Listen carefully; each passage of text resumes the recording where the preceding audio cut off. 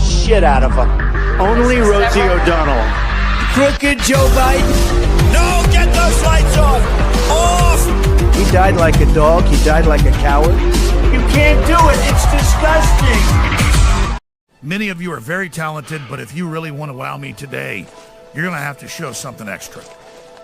Little thing I've coined heart. I think his mom drank when she was pregnant or something.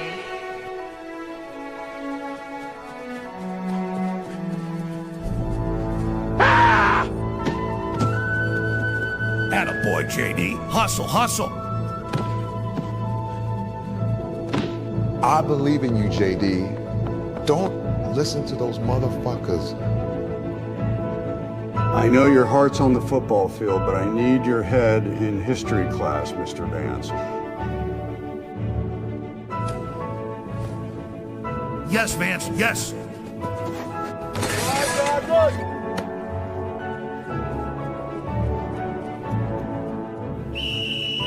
That stupid freak. I'll never make the team. He's a loser. Fuck you, Gavin. You and your dad are both gay.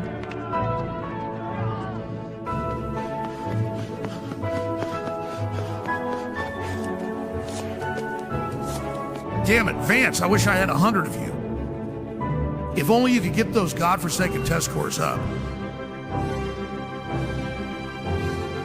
If you ask a hot chick to prom, I'll give you a C because history smiles upon the bold. Asking me for my permission to ask my daughter to prom is a really classy move.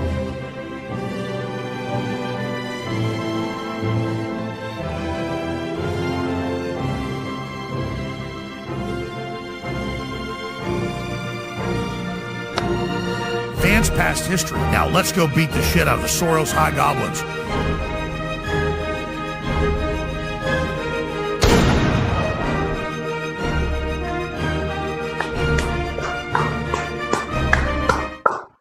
What's going on, everyone? Welcome into CobraCast 199. I'm your host, Jeremy Prime, Mage out of Unit 199. Happy to see all of you here on a Tuesday because I didn't go live yesterday because I had some family stuff that I had to deal with, but I'm back. I said I was going to go live yesterday and I did not get a chance, so my apologies.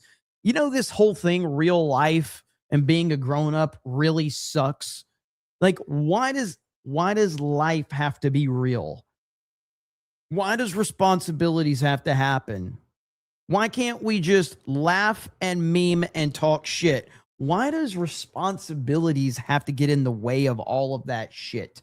You know, like, is it too much to ask? Is it too much to ask to just simply not worry about important shit and just meme and laugh at shit and roast people and talk shit? What's the big deal? That's why we have Fortnite. Yes, that is why we have Fortnite. But either way, hope you're all doing well. Got a lot to talk about. And it's been a crazy day with a lot of stuff with politics, but also ESPN has gone on a firing spree. And one person in particular got fired. And I couldn't be happier about it. It's been a long time coming to watch this race baiting, identity politics driven Trump hater loser Ryan Clark get fired. It is so awesome and we're gonna play a lot of his clips and his disrespectful garbage. And now he has been fired from ESPN. And it is glorious. Marmillin for 10 says pre-stream chat, Griff tax, held to 199 in the Geek Fig. This may not go through because YouTube hates my money. It did go through, Marmillin. It did go through. So you are good to go, brother. Thank you. Tree Bear says, hey, good Jared, DM'd you a few things. Would appreciate if you give it a listen when you can and provide some feedback. Hail the 199. Thank you. Will do. Little Jim's Halo says, Jeremy hates chat. Here's my super. The Last Dix says, show the morning presser truth nuke. I have that pulled up. Homicidal violence says, I hear Geeks and Gamers is now unionized. I will quit before I ever let that happen. I will quit. No doubt about that. But yeah, I do want to talk about off rip. I want to talk about Ryan Clark so we can get this out of the way. But Ryan Clark of ESPN is a terrible person. I've actually roasted him a lot over the years on Sports Wars. Some of the biggest videos on Sports Wars that I've ever made were about Ryan Clark because he's a former NFL football player. He is a racist. He hates white people. He hates MAGA. He hates conservatives. And I've always, like, every time I've heard this guy talk, and he thinks he's better than everybody. He thinks he's better than everyone. He's always had this attitude. And so, like, here's a few clips of Ryan Clark on ESPN over the years. Are you feeling, okay, you look at A.J. Brown, which is this #1 wide receiver who got one target all night, and then you got CeeDee Lamb. But that's the when was the one target? That's the target. He's the black dude on the panel. You could have it both ways. 4 seconds left in the game on 2nd and 11. It was the one target. He runs the out route. You wake up this morning corners saying got A.J. Brown had a better day than CeeDee Lamb? But you know what you wake up saying, though? A.J. Brown's team is 1-0. Of course. Right, like that's what I get it. But the thing is this, though, and we shouldn't do this on TV. And so I apologize if people think this is rude. That's the non-player. Oh, view. stop. That's no, that CeeDee Lamb is let me tell you why. I'm not saying I'm not looking at fantasy football. Ryan, I'm not, don't belittle me like that. I could come in and say, as 3 ex-players are saying one thing and give an alternative perspective that maybe CeeDee Lamb did play well. And Peter, what I need for you to do is not get mad and let me finish for one. Okay, go on. It wasn't about you. It was going to be about me. Okay.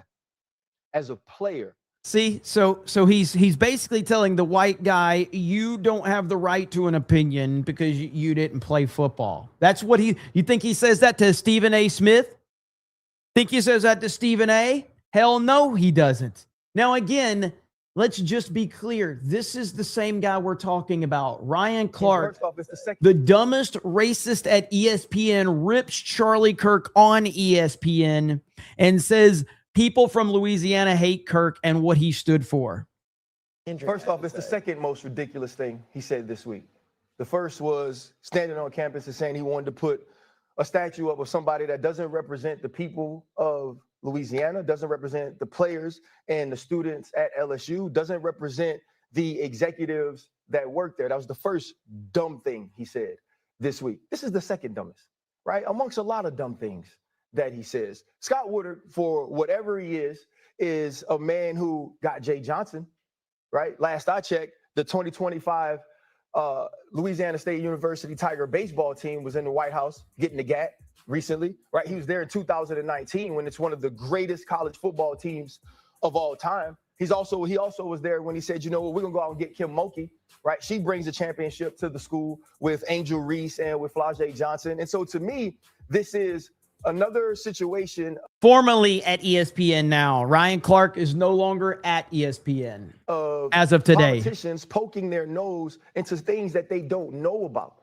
And I honestly believe it was so he can get in front of a microphone and say, look at this connection I have to the president, and he likes to pick winners so he could placate to somebody he idolizes. You don't know nothing about football. There's enough going on in the state of Louisiana that needs to be fixed for its constituents. Well, I don't need you tweeting on Saturday night about what's going on in Tiger Stadium. There is too many issues happening right there under your nose that ain't got nothing to do with sports. Scott Woodard is a good man. Scott Woodard is a man that cares about LSU. In the greatest times back in the day. He is a big mouth idiot. Like trust me, he is. And he's brought more winners back to the school. He didn't miss because Brian Kelly wasn't capable. He missed because Brian Kelly was no longer willing. Brian Kelly was no longer tapped in. Brian Kelly didn't care if the people of... So there's more right here. He says he's tired of being musically profiled. I'm tired of being profiled.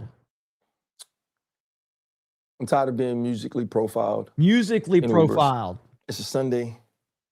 Go to walk my son's dog, get in the Uber, just some regular, like, I think it was like pop or something was on.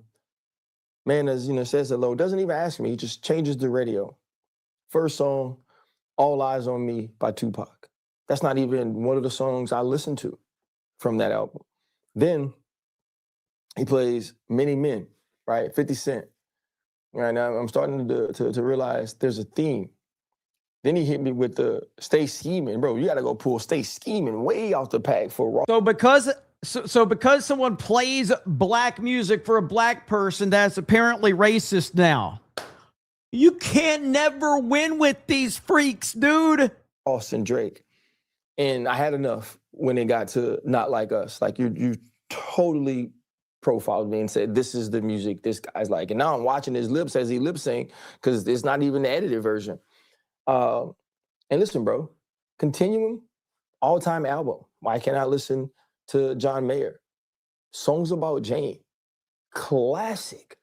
Maroon 5. Hell, Between the Pines, Sam Hunt. I know a little, now there ain't enough smoke in my eyes to hide the kind of games you trying to play. Like, what about that? Chris Young, that's like one of my favorite songs. The bluest skies don't. So anyway, I can't listen to this anymore. But the best one right here, just wanted to paint a picture of who this guy is. The best one is this right here. Okay, this is the best one because here he is talking to Pat McAfee, and he's essentially saying, because Pat McAfee was a punter, and in the world of sports, the kickers, punter, kicker, they're usually the least respected on the field. So here's Ryan Clark saying, well, I'll let you hear what Ryan Clark has to say about Pat McAfee, and then Pat McAfee destroys him. All right, next question here. Have you ran with a football in an NFL game? Have you had a rush? I had an interception where I ran with the football. Are you asking that was it calculated as a rush in the statistical category? Yeah, like a rush. No, I have not. Oh, that's weird. Have you thrown a pass in the NFL? I have not. Oh, I have not. That's very interesting. Have you scored in an NFL game? I actually have not. Well. You see, there's a lot of things I think that make up a football game. You know what I mean? Like tackling, running, passing, kicking, blocking. I mean, there's a lot of things there. I've done them all. I've done every single one of them. You've done what? 2 out of the 7 probably. Who's more of a football player? All right. So I say that to say that after ESPN has fired all of these clowns, Pat McAfee is expected to get paid up to $60 million annually after they have fired all of these other people. It's a beautiful thing. I just love to see it. You love to see it. So Pat McAfee, who actually is good at what he does, who's actually talented and entertaining and respects the audience, yet that guy, he's getting a pay raise while all of these other people have been fired and let go. Cam Newton got fired from ESPN today. They actually had some good ones that got fired as well. But anyway, I just wanted to talk about that briefly. They all got Clark's money. Yes, absolutely. And it was pretty awesome. So fuck you, Ryan Clark. You're a piece of shit. I've always hated that dude, have zero respect for him whatsoever. And I will continue to have zero respect for him. Zinny Biscuit says Dolly Parton would have made a better Helen of Troy if she were kidnapped. How many bass boats would be launched? 1,000 bass boats for sure. Faux show. Dalbros becomes a new member. Thank you. East Coast Toasted Boy says, long as Ryan is the 14 head of the union, all good. The Hazel Sword says, I've located the Samsung clip and DM'd you on Insta. Nice. Thank you. Okay. I will get that. That's awesome. Thank you so much. Samsung, maybe he'll pop up today. So there you have it. Good stuff. Old Salty Dog says, I'm not reading that, but thank you, Old Salty Dog. I appreciate it. Daniel says, so share his anger. Share his anger. Once I got an Uber wearing a brown fedora and the guy played the Raiders march. I try to avoid Ubers I mean, occasionally I have to take them, wherever I go, but like I guess in like bigger towns and cities, it's pretty much a given that you need to take Ubers. I don't take them a lot. And I was listening today to Daily, and I guess they mentioned that there's going to be these self-driving Ubers now. So it's not going to be a person. That sounds glorious, actually. Like here in Orlando, the Waymos are always driving around town everywhere. They're all over the place. So I'm not a big fan of robots driving people around, but it's better than illegal immigrants. Okay. Mo Zamboni says, I now share two things in common with Ryan Clark. I don't work at ESPN and I can't play an NFL game in Denver. If you know, you know. If you know, you know. Old Salty Dog says, coward. Hey, I like keeping my YouTube channel. So I tend to like keeping it. It works pretty good for me. Journal Duality says, this week we had the 1-year anniversary of Ozzy and Hulk passing. Could we finally get the wrestling stream this week? RIP Ozzy and Hulk, time flies. It's Epic Mike's fault. It's Epic Mike's fault that we haven't gotten that yet. Don's third leg says, read all the chats, streamer. All of them? Well, we do have another update for I got to show you this. Danky sent me this, and I guess he was I'm assuming this is from Danky. The picture he sent it. I don't know if it's his edit that this happened to or not. But if you remember, there's a certain individual in Maine right here. This person, what's the person's name? I can't remember this freak's name. Anyway, Danky was trying to do a thumbnail and he put upscale, and this is the upscale that it gave right here. Even AI understands, okay? Even AI gets it, that this is a total freak. And so upscale, here you go. This'll fix it. But here is trans Democrat Maine Senate candidate Meatloaf Webb. Oh, God. Here we go. You have mentioned you're intersex. How did that end up coming about? How did you find all this out? Through medical records that don't add up. and my birth records. Okay. Wait, birth records? Yep. Can you explain that further? I don't want to. So, when I was born, the hospital admin for the medical records signed off on the birth record, and they filed it. I'm pretty certain a little bit over 30 days past my birth. Oh, wow. And then what they told my mother was they supposedly ran out of birth forms. Now, when I reached out to the town clerk of where I was born, I specifically asked them, "Oh, how many other birth certificates did this admin sign?" Turns out mine was the only one. Dude, this is fucking crazy. This person is mentally ill. I'm at a point where I think that it is.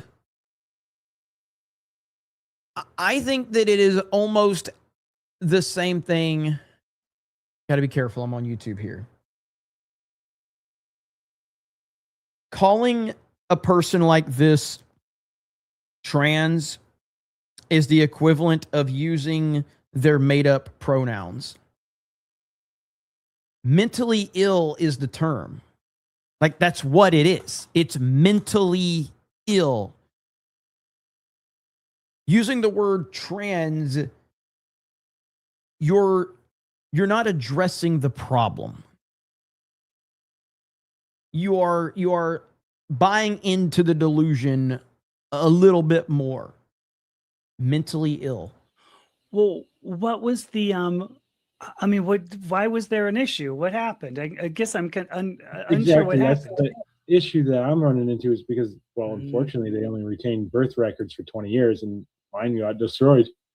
So now I'm not going to get an answer as to why they did that. But oh gosh, and the only reason why I started digging into it was because of I had a blood test drawn, and my estrogen was like 285 pgml. Oh. That's with no hormones, just my own production. Okay, that's significant. Okay, so how did you end up going to get like an estrogen level taken?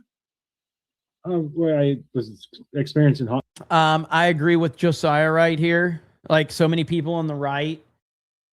I don't know, maybe because I don't know why people on the right, like, they give this Blair White dude a pass. It's literally the same thing as what we're looking at here. I've never understood that one at all. Hot flashes, and I asked the doctor to run an estrogen test, and I guess they don't do that for. You're saying so the idea being that you had ovaries, but or you have ovaries, I suppose, that were generating estrogen, but not necessarily ovulating. Well, is what you're saying? I don't know about the ovulation. Because I do get symptoms too that I was until I went on the estrogen patch, which went away completely. Okay. I would feel really good on like the 15th day of every cycle, and it was a 29-day cycle that I was experiencing.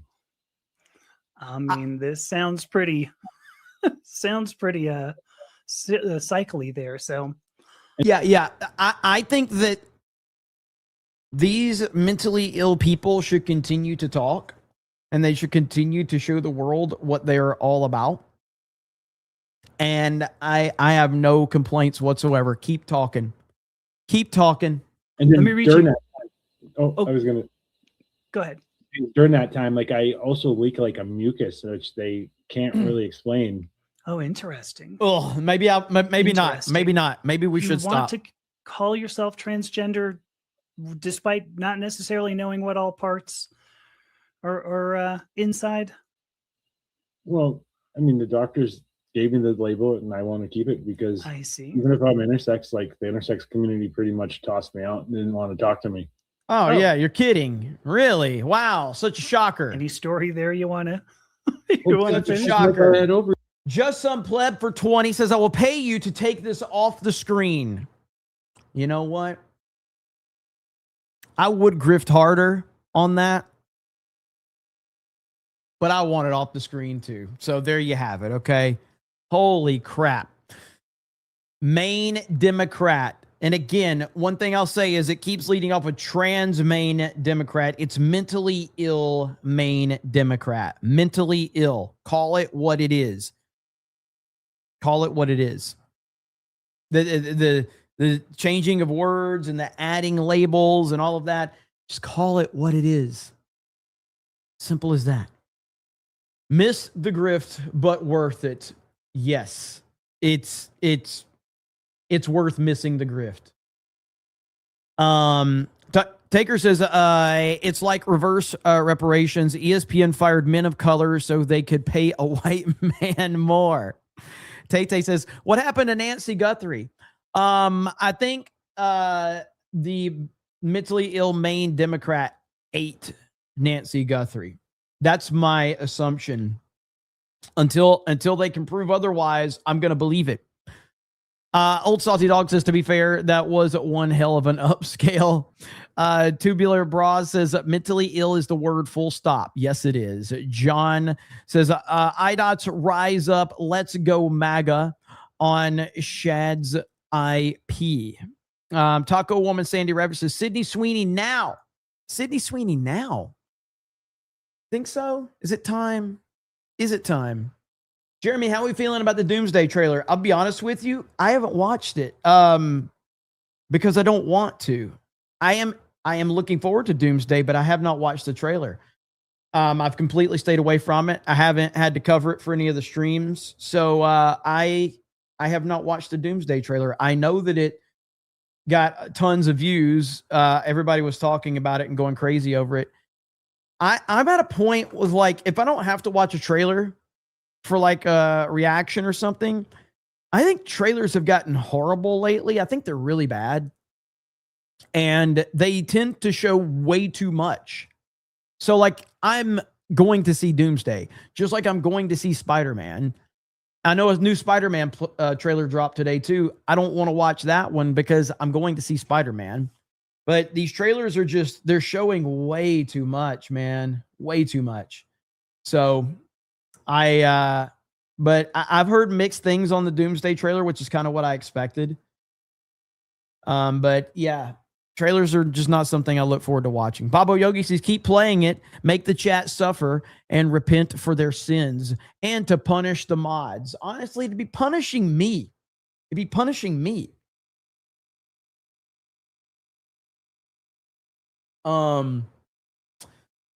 Flopperoni incoming from Marvel. Bro, you got to be fucking kidding me if you think that. Insane. Let's see. What is this? Hang on. You and Shapiro approving. There's no room for positive comments on the Odyssey on the right. Your G&G co-hosts were never going to be honest in the first place. Well, I don't know who you're talking about with G&G, but yeah, I mean, it's, listen, it's everywhere. So it really doesn't matter. So I saw the other day, Valuetainment uploaded their review for the Odyssey, and all of the co-hosts said, like, it's a pretty good movie. And then you saw some Odyssey defenders in their comments screaming at them because they assumed that they hated it. And I'm thinking, did you watch the video? They actually liked it, but you saw Odyssey supporters going after them. And I'm like, they said they liked it. And you're mad at them for saying they liked it because you said they were coping. I'm like, what the fuck is happening? So it doesn't really matter if you like it, if you don't like it. It's crazy. The conversation is fucking crazy. You know, I personally, you have to look at the internet one of two ways. Either you can take it super serial, shout out to Al Gore, or you can laugh at all the crazy dumb shit. And personally, I'm laughing at all of the conversation around the Odyssey, positively and negatively, because it's just funny. It's funny, just like the PlayStation conversation. Like, you've got these little indie titles that are being posted by PlayStation, and they're getting fucking annihilated because they're affiliated with PlayStation. It's fucking crazy. So I just think it's funny. I just laugh. Al Gore catches strays. No, man. That was paying some respect to Al Gore. Paying some respect. But we live in a world. Here's the joke for you. Ben Shapiro, Nick Fuentes, and John Campea all walk into a bar, and they all have a very positive view of the Odyssey. What world do we live in? And then that's exactly what I said about this movie. So Shapiro loves it. Fuentes loves it. Campea loves it. Jeremy Johns loves it. It has something for everybody. I actually thought Fuentes's, let me see if I can pull it up. I thought Fuentes's review was fucking funny. Holy shit, it was funny. I can't play all of what Fuentes says because Fuentes has some specific gamer words in his review that are not YouTube appropriate. Let's just say that. He actually hits both the gamer words back to back in his review. And I'm like, I respect that. Let me, all right, here we go. All right, so here's Fuentes right here. I liked it. I thought it. We went over here, we fought this one, and then people died. That's how it goes. That's what the poem is. I liked it. I thought it was exciting. I thought it was visually stunning. Wine dark seas. Oh, but you missed that part. Everybody's an Odyssey expert all of a sudden. But oh God, dude, everybody is a fucking Odyssey expert, man. The whole fucking internet. I'm something of an Odyssey expert myself. I'm something of an Odyssey expert myself. Mist, wine, dark sea. Why isn't it colorful? Why isn't it colorful? Why is it so dull? Wine, dark seas, nigger faggot. Oh, right. Damn it! I thought I got past it. YouTube. I didn't mean for that to be in there. Fucking hell. I thought I was past it. Fuck. It says it right there in the book. They're supposed to be dark. Why isn't the water stunningly blue? I can't even tell we're in the Mediterranean. First of all, it is a movie. We gotta clip that. That is a stylistic choice. Why isn't it like the photography of the behind the scenes? Because it is a movie. That's all the Nolan films are like this. Dunkirk, Dark Knight Rises. They're all like this. Secondly, Wine, Dark Seas. I liked it. I thought it was good. And by the way, I don't even really care that much about the diversity. Listen to this part right here. But an Indian was in my movie. Okay, and like, so what, honestly? Yeah, would I prefer all the characters in the movie were white? Of course. I wish all the characters in real life were white.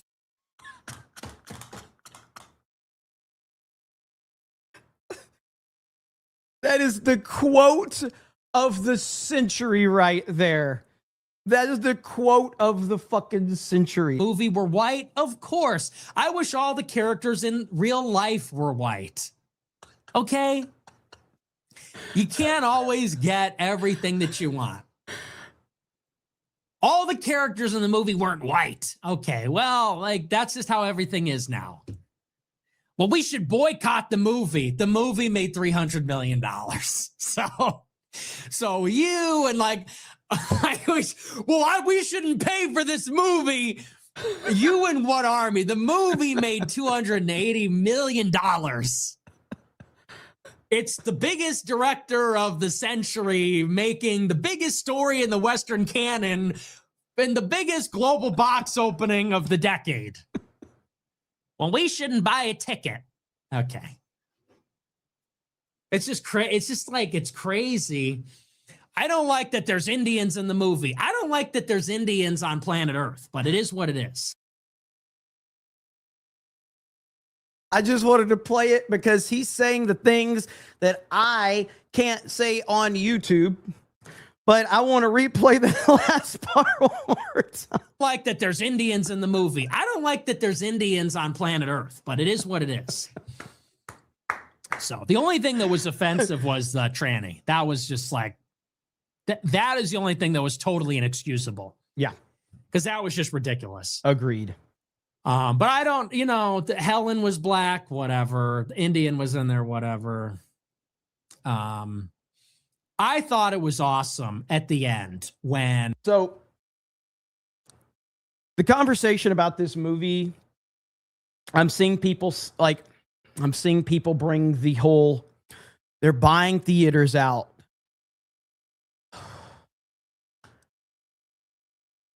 I have been trying to tell everyone that this was going to happen, and no one wanted to listen to me. I warned you, and I warned you, and I warned you, and no one listened. And now, because it has completely backfired on everyone that said this movie was going to fail, now they are coming up with a new level of cope that they're buying out theaters. And I'm like, this is never going to end. You can either laugh about it or you can just take it seriously. I'm laughing about it. It's fucking crazy. The movie is shattering records all over the fucking place, just like I said. And it will continue to do so. Even after Spider-Man, it will continue to do so because it was always going to happen this way. And now the people that, and listen, I no disrespect to you, Kongman, okay? But like, this is a classic example of what we're seeing right now. All right, Kongman says the success of the Odyssey will be Hollywood's green light to go full throttle on wokeness. Woke isn't over. The right just had a brief taste of minor victories the past few years, then proceeded to devour itself with Egyptian plane conspiracies and pure retardation. Kongman, you said it would flop. You literally said the movie would flop. Now, because it's not flopping, now you're shifting the goalpost. Either it was going to flop, and he said Minions was going to be a box office success. The fuck are we talking about? It was never going to flop. As a matter of fact, I'm not going to play the whole thing. This is me telling all of you motherfuckers, November 23rd of 2025. There's a ton of problems with the casting. Elliot Page, what? I mean, I'm pretty sure this movie's going to make $1 billion. I think this is going to be a massive movie. I think really, though? Absolutely. Dude, Oppenheimer, a 3-hour biopic, made $950 million. Now, will it be good? That's a whole different story. It's going to be a massive success. It will. I think it's going to be a highly, highly divisive movie in a lot of ways, but I also think it will be a huge success. I get how right was I. Highly divisive, massive success, and here we are, and I was proven right. So that's the conversation now. They're buying movie theater tickets, guys. Fuck. This is why conservatives and the right they're so out of touch with reality right now. The truth is, people like the movie. Word of mouth is very, very strong. And it's going to make $1 billion. You're welcome, Internet. I will continue to be the one that stood against all of the nonsense, telling you the truth, because we are kind of moving now. Pop culture is shifting into Candace Owens territory. Pop culture is now Candace Owens level, where we're just like making shit up. As a matter of fact, you know who's behind all of it? Do you know who's behind all of it? It's the Jews. That's right. Hang on. I got a tweet from someone. It's the Jews. The Jews are behind this one now, guys. You knew this is coming. So, I mean, it's not that surprising. But classic, guy that the Jews pay off, Nick Fuentes, apparently. But it's the Jews now. And we're just moved into that level. Here we go right here. After seeing Ben Shapiro say the movie was good, I'm convinced Israel is involved in the movie.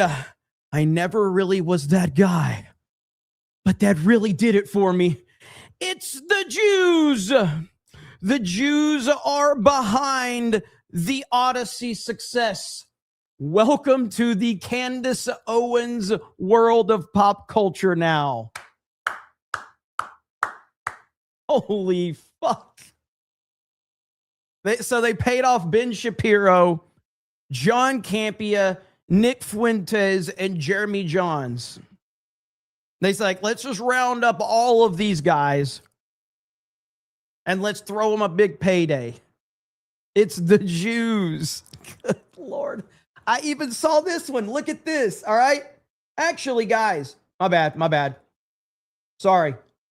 It's not just the Jews. Oh, no. The CIA is behind the Odyssey's success. It's the CIA. Trump's CIA is now behind it. Nobody in IRL is talking about it. Trump's CIA, 100% behind this. It's a big conspiracy. That's where we are. So, what are you supposed to do with this shit? So now it's like, what? So the Jews, the CIA, Mossad, the Groypers, the normies are all they're conspiring. Groypers, Mossad, the CIA under Trump, the Jews and the normies are all conspiring, guys. conspiring to win over the box office. Fuck me, dude. Anyway, there's that.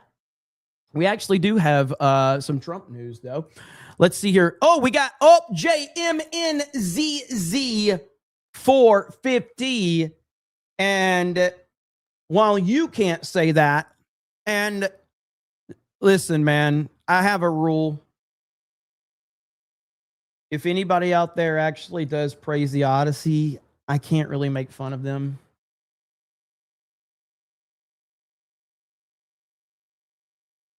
But I'm still going to do it. All right. Smelly Negro. I love that name. Which hockey movie chant, I swallow knickers come? No idea. Hey, there we go. I didn't say it, YouTube. John Campea did. John Campea did call the Odyssey a masterpiece, but he also said some gamer words. Thank you, JMNZZ450. Nandy for 50 says demonetized tax. Oof.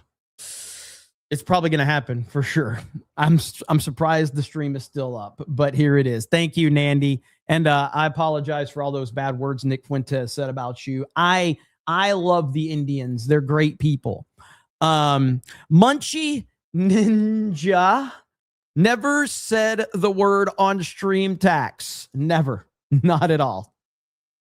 Not at all. Thank you. I appreciate it. IbJ says, on Saturday, Beardo gave away the plot of Doomsday. Yeah, well, I mean, the plot of Doomsday has been out there, and I personally have not read it. I just don't want to know. If I end up seeing it, I will. I mean, I'm not like overly attached to Doomsday, but I want to see what's going to happen, and I'm interested to see it. That's why I haven't watched the trailers, and that's why I'm just trying to avoid a lot of them. Trailers just are... I think a lot of these marketing companies have gotten their hands on these trailers, and they really don't give you a good feel for how a movie is going to be. I thought the trailers for Toy Story 5 looked incredible. I was just like, this is back to basics. And then I saw the movie. I'm like, I don't like this movie at all. Philip Beller says she gave birth to Hassan Piker. Tay with 5 gifted memberships. Let's go. Let's go. Incoherent name for 50. Says the left demands you agree with them on everything. The right gets giddy if someone on TV agrees with them on one thing, which can be dangerous in its own way. It dilutes the message, and that's how you get Blair White and Bill Maher promoted. 100%. Like, I don't know how anybody takes anything that Blair White says seriously. I really don't understand it. I'm not saying that Blair White's a terrible person. I'm saying Blair White has mental issues. Clearly. Now, I know that the right has kind of fully accepted this person as just a based individual, but Blair White's a mentally ill individual. Has some decent opinions, apparently, but it just doesn't change the fact that and that doesn't make Blair White a bad person. But it is like, just because you're mentally ill doesn't mean that you should never be able to have an opinion or whatever, but addressing the problem is part of the solution. And if the problem isn't addressed, then you're never going to be able to solve it. And, but whatever, who am I? I'm just a fucking retard on the internet. So it is what it is. All right. Trump had a presser today. Apparently some stuff was said. This is him with Lebanon's president. He took some questions. I have not heard this yet. So here we go. Great intellects. And it's been hit hard for many, many decades, really. It's been hit very, very hard. And yet I have people that live in Lebanon, people that are parents or friends of mine, in many cases, and they would never leave. They would not leave under any circumstance. They love it. They love the country. And it's probably a dangerous place in a lot of ways, but they live in areas, they say, we hear bombs going off all the time, but we want to live in Lebanon. They love the country. Very smart people, very successful people, and they live there. But it's been a country of great intellect, great intellectuals. They still love it. They want to be there. Such a power move for Trump to basically force everybody to sit here while he monologues. It's such an alpha Chad move. And we're going to help it. We're going to help it a lot. So it's an honor to have the president and your representatives here.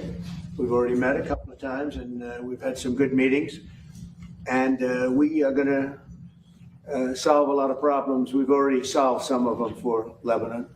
As you know, there's a Hezbollah problem, but we've done some things that I think the world will take notice.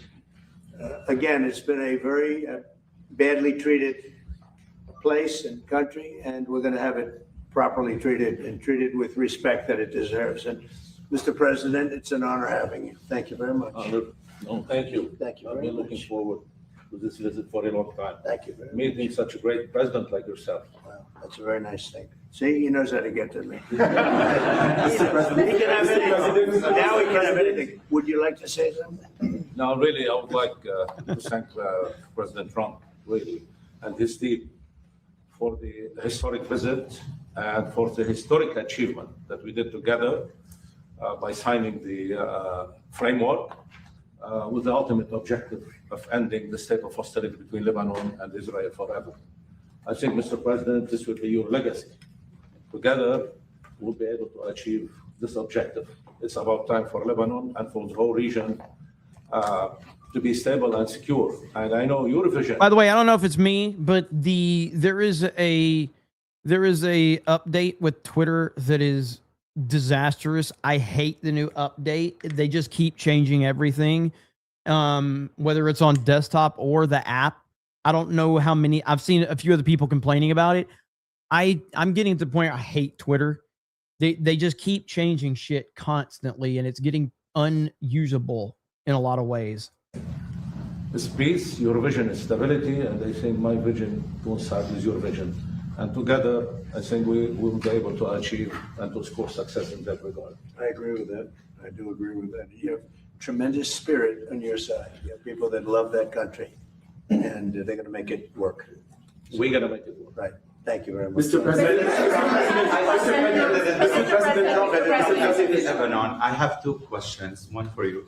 President Trump, as you work to expand the Abraham Accords, Lebanon still enforces a 1955 law criminalizing contact with Israel for over 70 years. You previously stated you would push Lebanon on this issue. And there is some people still going to prison last month. So did you raise it you will raise it with President Trump today? Well, the Abraham Accords have been, I think, a tremendous success. I think you're going to see a lot of countries joining pretty soon. As you know, we have our original group, and it's so successful for them. Economically successful. It's been nobody left, even during this time of conflict. So, no, I think Lebanon has a very important place.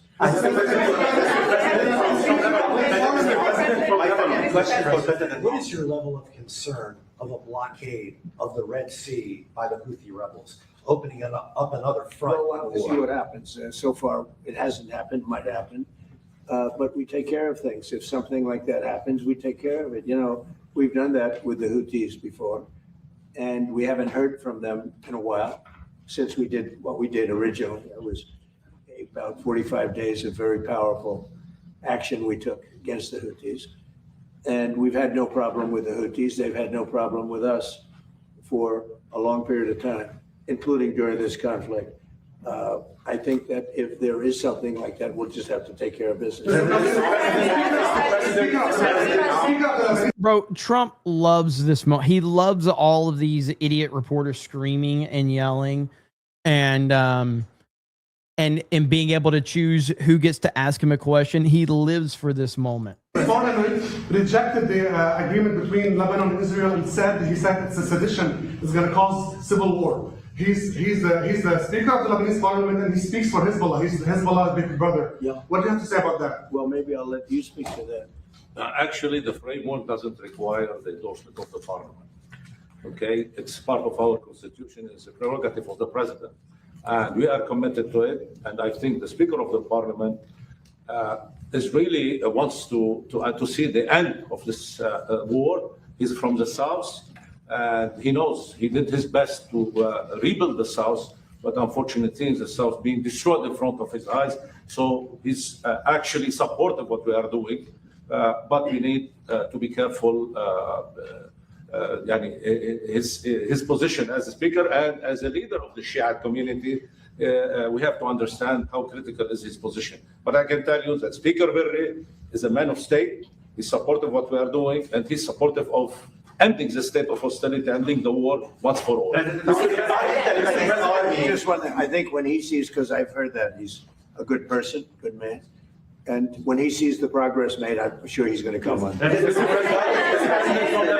From Lebanon, from LBCI TV from Lebanon. I have two questions, please.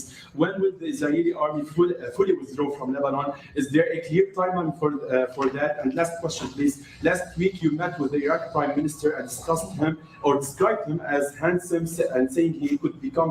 I can't understand a damn word he's saying. I don't know how Trump can understand that. I have no idea what he's saying. One of the best leaders in the Middle East. How do you describe? Which one are we talking about? The Iraqi Prime Minister.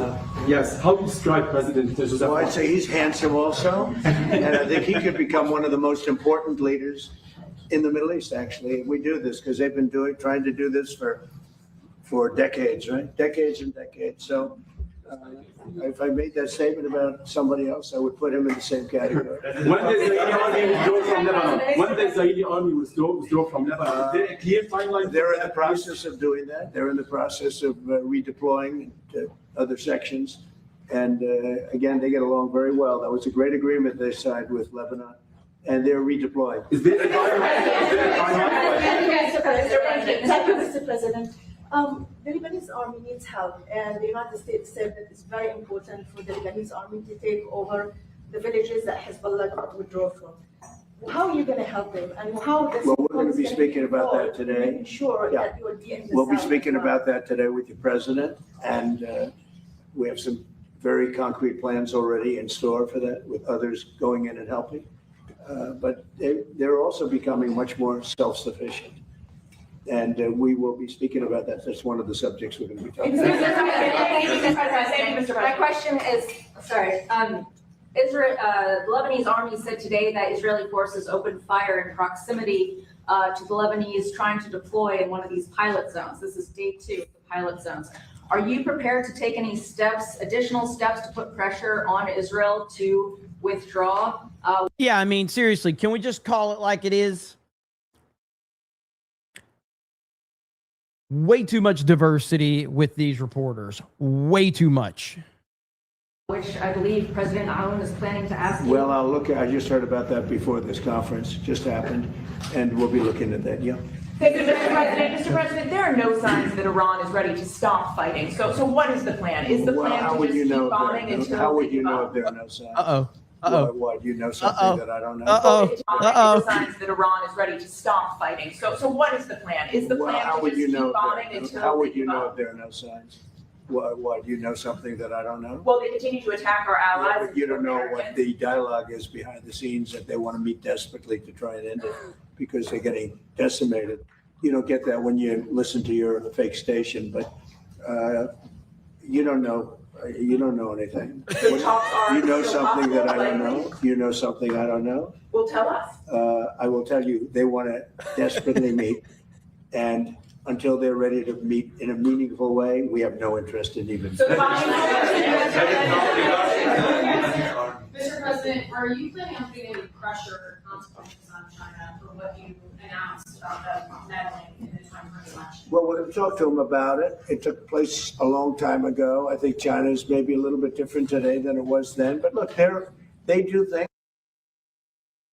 Did we just lose audio? It's not a one-way street. But we'll be talking to them, yeah. Mr. President, something that doesn't get talked about a lot, but Border Patrol reported 14 consecutive months, no releases at the southern border.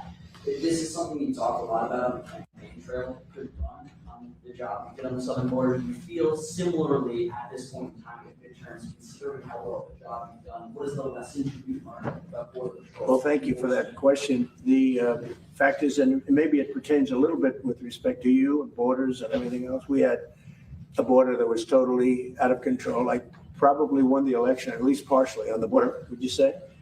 And the border now, we literally in 14 months, I think it came out this morning, actually, it was just announced that in 14 months we had Nobody coming through. Zero people. I have to say millions came through, and we had 0 people come in illegally into our country.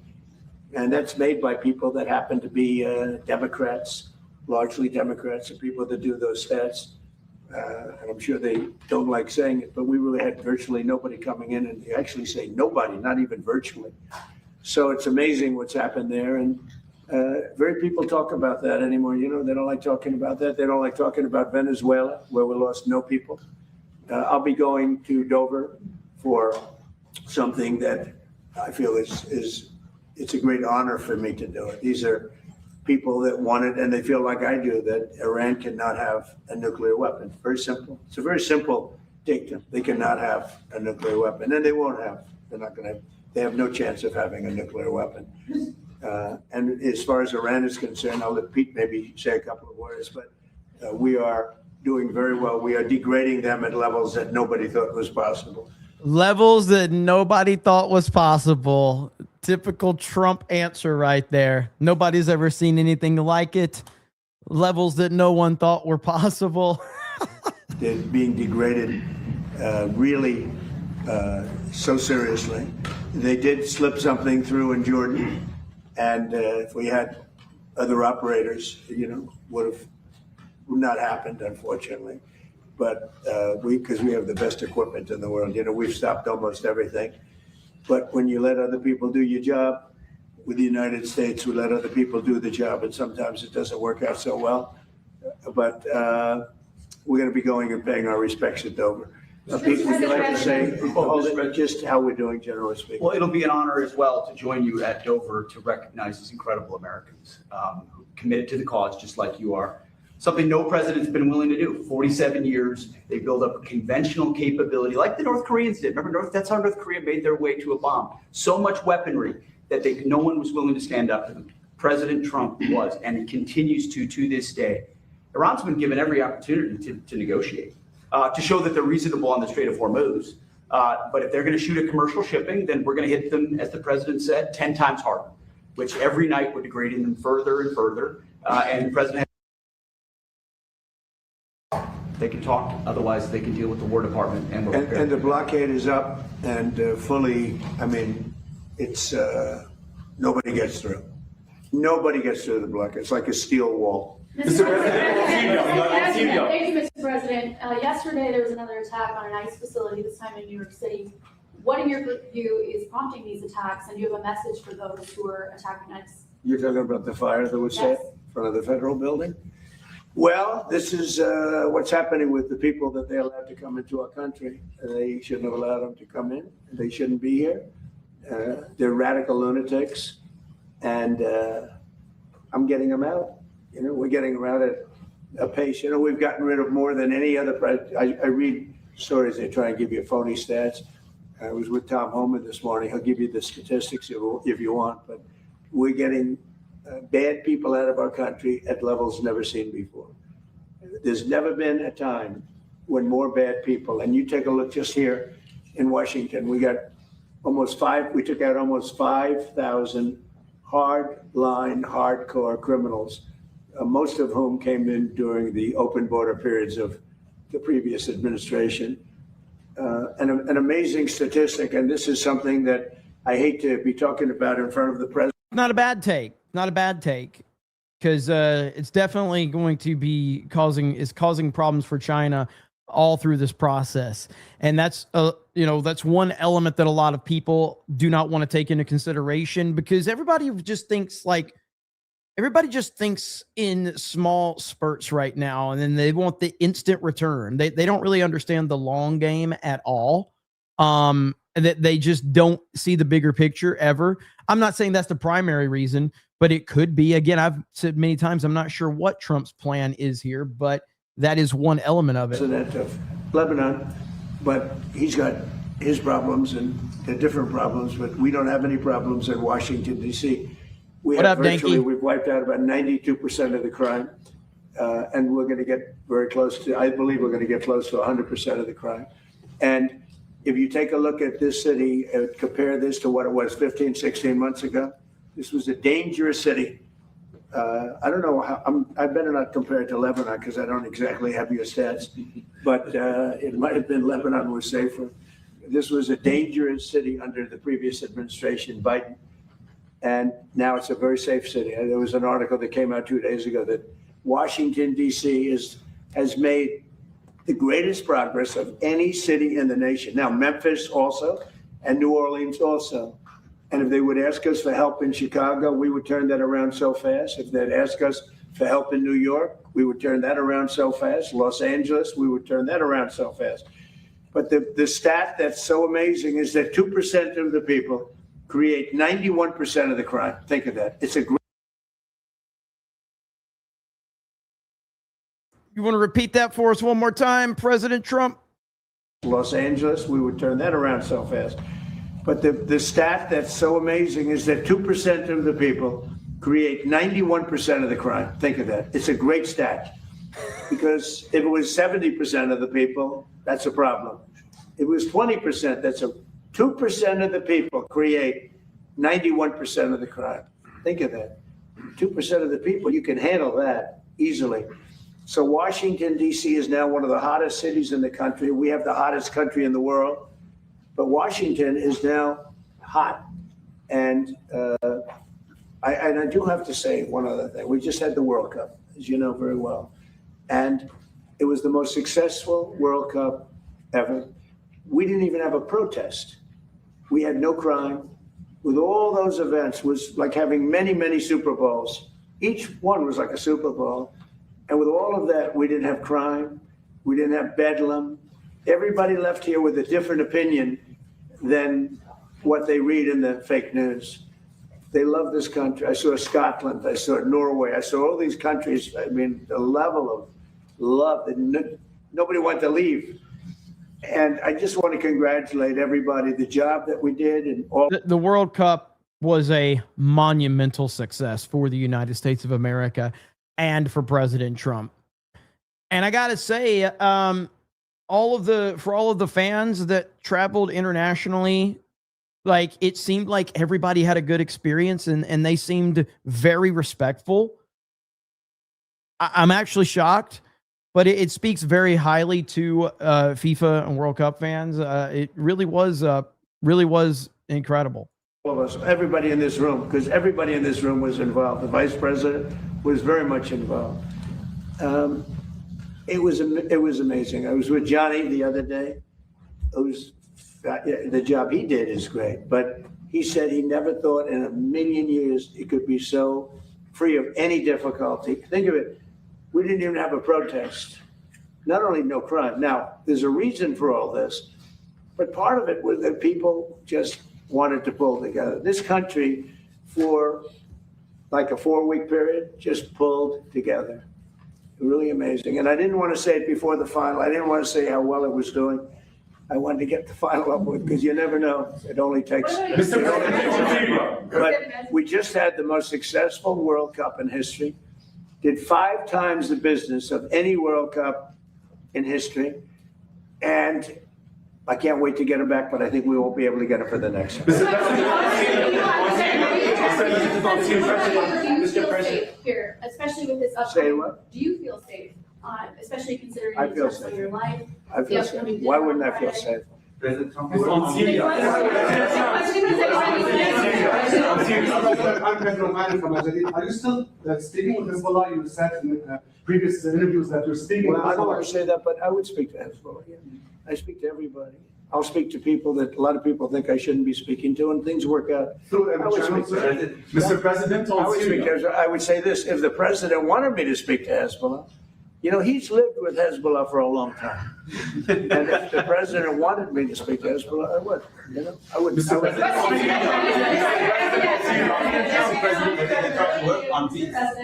follow on Iran. If the Iranians do not make a deal, ultimately, how long will it take for you to stamp out their threats to the Strait and enable full shipping? So if we left right now, it would take Iran 20, 25 years to rebuild.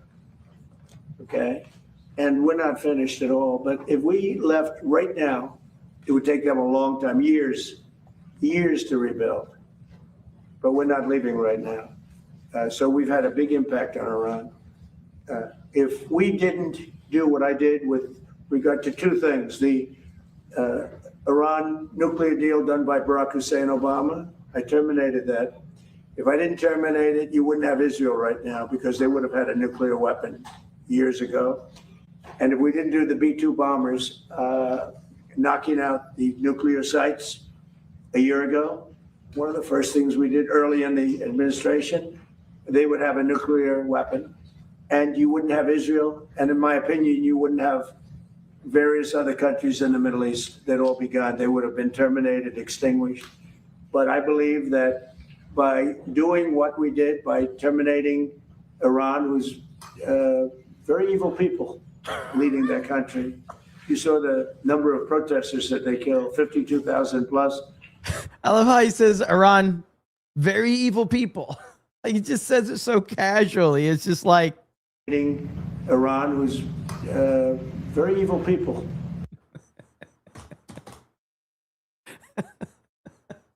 Leading that country. You saw the number of protesters that they killed, 52,000 plus. I put a couple of them up today, young kids, they kill them. They kill them like they're candy. It's crazy. Kill them like they're candy? What does that mean, Trump? A couple of them up today, young kids, they kill them. They kill them like they're candy. It's crazy what they do. They treat them so badly. They're just killing people just at random. Over 52,000 people, and nobody talks about it. But if I didn't do the attack on their nuclear sites, or if I didn't terminate the Obama agreement with Iran, which was an absolute hit on having them that was a road to a nuclear weapon. And our deal will be a wall. It already is. They can't have a nuclear weapon right now. It would take them years to produce it. And we will absolutely attack the new site that they're talking about. I mean, how about these people? They're in this because of nuclear weapons and they're trying to possibly reconstitute a site. We'll hit that site. Any site where they're even thinking about nuclear, we'll be hitting it very, very powerfully. Now, nobody knows except the Iranians the damage that we've done to them.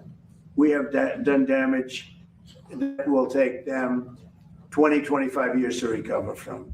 So if we left tomorrow, we had a big success, but we're not leaving tomorrow.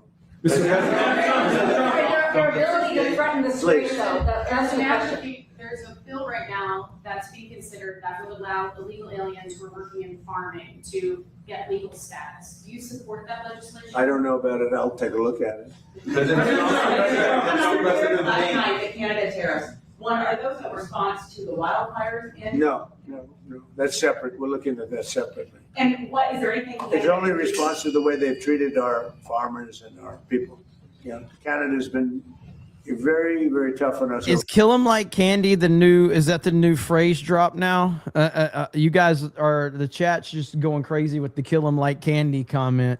For many years, and no other president's done anything about it. I love Canada.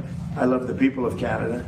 Many friends that live in Canada, but their leadership from Trudeau to the current leadership, I mean, in all fairness to them, they need us to survive. Without us, there's no way they can survive. So, but they've been very, very tough over a period of the last 50 years, actually. On Syria, Tony Murat, NBC TV from Lebanon. Do you still support Syria entering Lebanon to disarm Hezbollah? You mean coming in and doing something with Hezbollah? Yes. Well, it's a concept. We get along very well with the president of Syria. He's done a very good job. I wouldn't be surprised if this gentleman's going to do a job just like that. He's done a very good job. He's pulled Syria together. He would like to come in and do something with Hezbollah. They've been fighting. He's been fighting Hezbollah for a long time. I think it'd be very effective. So it's something I think. On tariffs, you increased tariffs on Canada yesterday. Can you say if you still expect to impose tariffs on the wildfire problem? And can you say we're looking at that? A lot of damage has been done. they're not managing their forests properly, and the wind has a tendency to blow right over New York City, right over, you saw Detroit, they had to close the whole place. Michigan was really affected. They had to close businesses for 4 days. It's very serious what they're doing, and they don't seem to be able to do anything about it. If they managed their forests, they wouldn't have the fire. Do you believe that Iran is trying to impact the midterm elections by threatening the Strait of Hormuz? Probably. They won't have any impact on me. I'm just going to do the right thing. I don't view it as, gee, we're having an election in a period of time. You know, everyone says, oh, I'm doing something before. No, the election, I can't think about that having to do with this. I think people are very impressed. I mean, we took over Venezuela. We now have a great relationship with Venezuela. We went to war with Venezuela, and the war ended in 1 day. And we have now an incredible relationship with Venezuela. We're taking out millions of barrels of oil. They're making more money now than they ever made before, ever. And we're making a lot of money. We paid for the war many times over with Venezuela. We lost nobody. You just got here. Who's beside Trump? The president of Lebanon is beside Trump. We lost nobody. We didn't lose one. And it was a violent attack. As you know, we took out a man who was a very evil man. What he did was very evil, in many different ways. We took him out.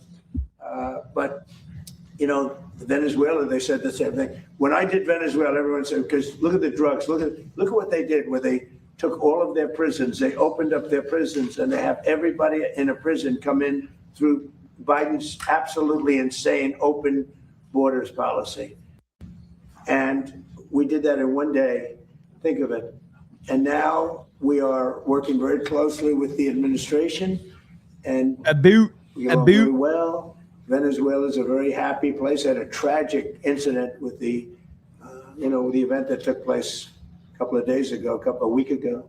What a terrible thing that was. They had a movement, a shifting of earth that was unbelievable. They've never seen anything like it. A lot of people were killed. Did Trump just realize he was about to reuse one of his favorite lines? So then he stops and shifts it. He says, they've never seen anything like it. Because at first he was saying nobody's ever seen anything like it, but he stopped. They've never seen anything like it. Terrible thing that was. They had a movement, a shifting of earth that was unbelievable. They've never seen anything like it. A lot of people were killed. So it's all unrelated. But by the way, we were the first ones there to help. We were there to help Venezuela. It was an earthquake, I guess you'd call it. It was a pretty massive earthquake. And we were able to do a lot of good, but they lost a lot of people. Venezuela, the people are so happy that we're there. The jobs, everything's happening. And we're taking out many, many times the money that we spent on the war. This one, Iran is bigger. It's a more complex situation. But we're probably doing definitely an all-time Trump comment right there. Soldiers walking around with no legs. Trump 2026. Equally as well, if you look at the damage that's been done. And again, What's as up, Scully? I said to the young man that just posed the question over here, if we left today, it would take them decades to rebuild. And I don't believe they could ever rebuild. And honestly, they haven't seen anything yet. We've been nice. Haley Wool, Scripps News. Thank you for the question. Do you believe that Iran has moved nuclear centrifuges into Pickaxe Mountain? And when you say we're not done yet, what is left to finish? Well, I think that they may have. We don't have it on record. All we do is read the fake news. So, maybe this one they have right, but it's okay. It doesn't mean anything unless they have the material. You're talking about the centrifuges. Yeah, it doesn't mean anything unless they have the material. They don't have. We follow the material. That's where the action is, and we'll be hitting that area probably pretty soon. And there's not a thing they can do about it. Normally I wouldn't say that. If I thought they could do something about it, I would never say that. But we'll be hitting that area pretty soon. And very heavily. Please go ahead. President Trump, 2 years ago during the campaign, I interviewed you and you told me. Bro, what an account. Levels we've never seen before.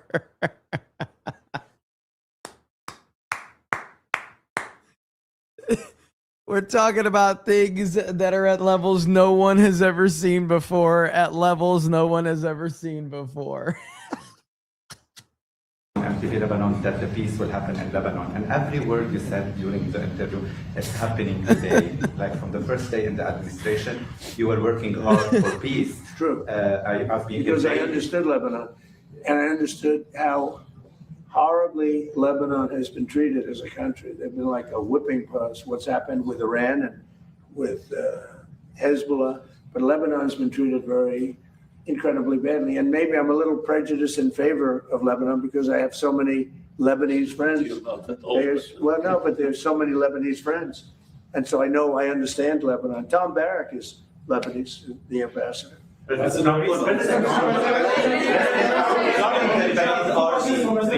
Lebanese army, President Trump, does the Lebanese army currently have the funding, equipment, and manpower necessary to implement the agreement? Or you are asking today President Trump for additional U.S. assistance today to do the job? Definitely, with the support of President Trump, and we spoke on the phone, and I told him I need two things from you: political support and supporting of the LAF, which is the LAF is the most trusted institution in the country, and it has the most powerful weapon, which is the trust of the public. Like any armed forces in the world, the Lebanese armed forces is the backbone of security and stability. We need to support the LAF. The LAF maintain the country safe and stable. Without the LAF, everything will collapse. We don't want that. I think President Trump doesn't want that. In 1975, the first institution to collapse was the LAF. And as a result, we saw the emergence of many local militias, and the South was empty, allowing the Palestinians to roam the South and launch attack against Israel. We don't want to see that back again. All we're asking is keep supporting the LAF. And they know that the LAF is doing great job, performing its duty to the fullest. I fully trust the LAF. I fully trust the leadership of the LAF. We will have They did a great step forward with Thank the you, recent Scully. signing with Israel. That was a big step. Are you going to allow direct flight from America to Lebanon again? I can see that happening, absolutely. Question for President Trump. Tony Brad from MCI TV. So Ambassador Isa, the U.S. Ambassador to Lebanon, Shaisa, told me that the President Trump would not leave Washington empty-handed. What concrete outcomes will you bring back to Lebanon? You'll find out. Thank you all very much. We're doing very well with Iran. We're doing unbelievably with the economy. We have investment. As you know, Toyota is coming in with the biggest plant, I understand, anywhere in the world. They're leaving Mexico. They're coming into our country. It's going to come into Texas, to be specific. We have more plants under construction now than at any time, by many times. We have over $19.2 trillion being spent in America, and they're going to be opening up in a year and a half. And there's never been a time like this in America. Truly, it's the golden age of America. Thank you very much, everybody. Thank you. So there's President Trump. What did he say? Kill him like candy. Trump just inviting more memes is what he does. Thank you, Scully, for the 50. Hail everyone. Hope everyone is doing well. Thank you, Scully. Good to see you as always. Tubular Brawl says, whoops. Trabuco says, goodbye channel tax. Yeah, that was, I did not mean to play that clip, but hey, it is what it is. Kevin Spears says, I agree 100% with Nick. Tomat Fuentes. The last Dix says it's Beardo's bidet, or bidet, I'm sorry, behind the Odyssey. East Coast Toasted Boy says, what are the next lotto numbers? Help a brother out. I don't know. I only am predicting the Odyssey because I'm not somebody that lives in a bubble. So it really, I'm not some like visionary because I predicted that a Christopher Nolan movie would be successful at the box office. But in the bubble that we are in on the internet, I guess I am someone that has vision beyond, because everyone else was just like thinking that it was going to be okay to dunk on this movie and it wasn't going to make everybody look retarded in the process, but whatever. Old Salty Dog says, flag on the play, dude. Packy Proton says, breaking, New Jersey discovers a software error allowed 6,500 illegals to vote. I have that pulled up. Stream Hero says, it ain't just you. The new UI is dog shit, talking about Twitter. And ever since the update, my timeline is just filled with slop skit content. I'm about ready to quit Twitter. You and me both, man. Look, I'm not going to quit Twitter, but I don't use it as much as I used to. And honestly, just to be clear, like, this is the type of shit that works on Twitter. My most recent post, which is this right here. Because my most recent post, which I intentionally put paid partnership on it, by the way. But I was like, the Odyssey is a cinematic masterpiece, 10 out of 10, paid partnership. And so I posted this right here.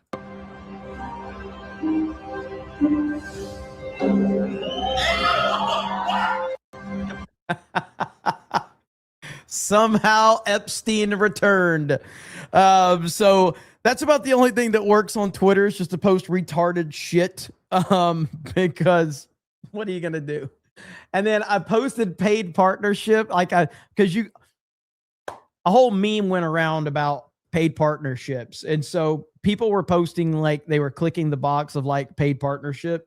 So I posted it was a paid partnership, and I got everybody in the comments now, like Cosmic Book News, like, oh, wait a minute, you're getting paid? I'm like, So I think that I'll just start all of my posts with paid partnership. I think I'll just put that. And because it'll just be fun. So there you go. Welcome to Twitter, everybody. Your Barmy says, Trump hates Phil. Don't we all? East Coast Toasted Boy says, the only failure whoever picked the American team members. Who'd think the French would be quitters? What are we doing? Geez, people. Yeah, the American team, if you're talking about FIFA, was really bad. East Coast Toasted Boy says, you'd think. I don't know how that slipped. No problem, man. Incoherent name. I don't know where the stereotype of Canadians being polite comes from. Most of them I met are opinionated assholes, especially about American politics. Levels we've never seen is absolutely fantastic. Let's see. Beardo versus Words. It says, for Tuesday night's main event.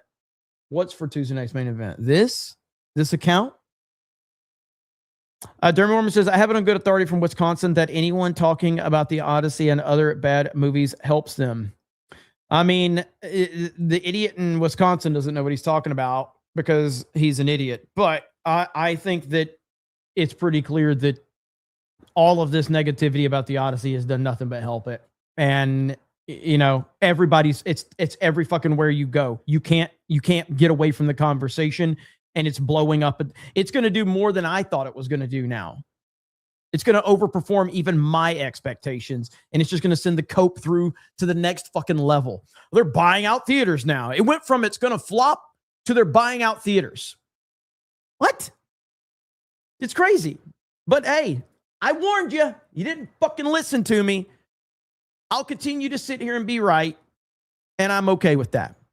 Jer L. Cobra. Stormbreaker says, forgive me, Jeremy, for being late. Was watching BBC. No problem, brother. All right, next up on the agenda for the evening, I do want to talk about the thing that Packing Proton. Well, actually, before then, listen. I don't want anyone to get your hopes up. This is not a realistic expectation for you. But it's something you can strive to be one day in life. Ladies and gentlemen, we are looking at peak physical. White ate all the chocolate. Let's just watch peak physical male humanity right here. Oh, yeah. Look at white chocolate go. Look at my boy. Look at him.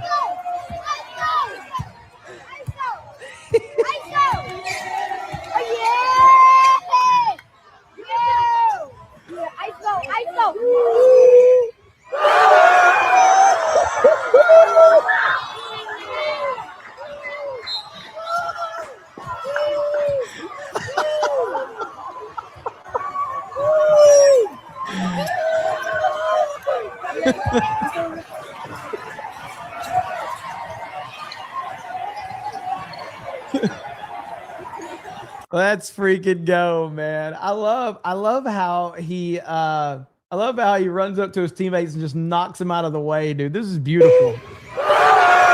Watch it. Boom. Boom. Boom.